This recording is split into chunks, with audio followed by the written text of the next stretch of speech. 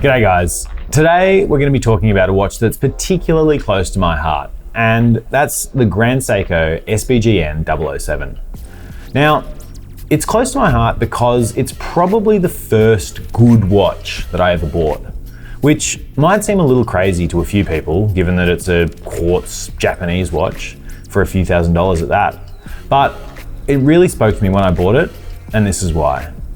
When you're 25 and you don't have a whole heap of money, but you want to buy a really, really good watch that you're going to have for the rest of your life, you have a bit of a decision to make. Do you go something that's, relatively affordable in the scheme of things in a mechanical world? Or do you go for the best of the best in quartz? Me, I chose the latter. Why? That's a good question. For some reason, there wasn't something that really spoke to me in a kind of potentially long-term way about a relatively middle-of-the-road mechanical movement that I might have been able to afford. But with a quartz watch, at that price point, you can literally get one of the best movements in the world. And that's what I got.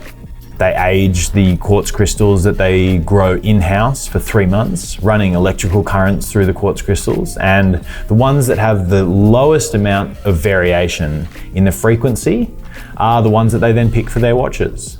All of the watches are hand finished still. Within the quartz movement itself, it's hermetically sealed so that when you change the battery, there's no debris that's going to be getting in there. And also, it has a range of features that make it one of the most visually attractive quartz watches to look at. So the 9F caliber is probably one of Grand Seiko's best quartz movements, and it was first released way back in 1993, which, as it turned out, was the same year I was born.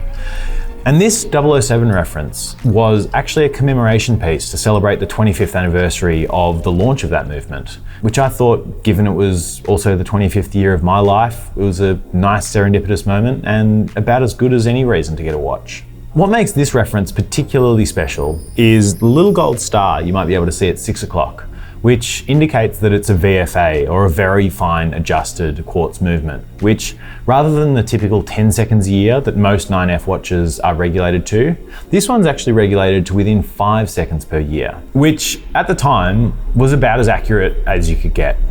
So I've had this watch for a couple of years now, and I've worn it on and off basically the entire time. It's got all the dings and scratches that you'd probably expect to see from a watch that's had a fair bit of use, but I absolutely love it. It fits great on the wrist, the bracelet is super comfortable, the case profile is, not ultra thin watchmaking, but relatively slim, and as a daily wear, it's pretty hard to get much better. So there you have it. The story of my first proper watch. Does it make sense to you? Would you have bought a quartz watch for a few $1,000s as your first good watch? It might be crazy, I don't know. Let me know in the comments below what your first good watch was. Was it a quartz watch as well, or did you go something a little more traditional and mechanical? As always, thanks for watching, see you next time.